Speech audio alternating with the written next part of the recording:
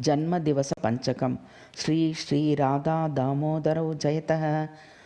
सुदिनं सुदिनं तव जन्मदिनं यदुपस्थितमद्य सुचारुतमम्। अतिवैष्णवनस्तदीव हरिप्रणयद्विनिदानमिदं भवतु। गुरुवैष्णवविप्रकुलेष्टसुराः पितरश्च चराचरजीवगणाः मुदिताः सकलाश्च भवन्तु सदा। शुभजन्मदिनं सफलं भवतु। बलिरामविभीषण सात्यवत हनुमत्कृप विप्रमकुण्डसुताः ददतु स्वकजीवितकाललभं। शुभजन्मदिनं सफलं भवतु। हरिनाम रुचिर्हरिधाम रुचिर्हरिकर्म रुचिश्च भवन्तु सदा। न भवेज्जडजन्म कदापि च नः शुभजन्मदिनं सफलं भवतु।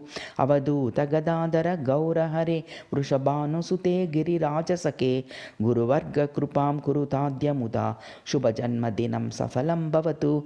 इति श्रीहरिपार्षददा सविरचितं जन्मदिवसपञ्चकं सम्पूर्णम्।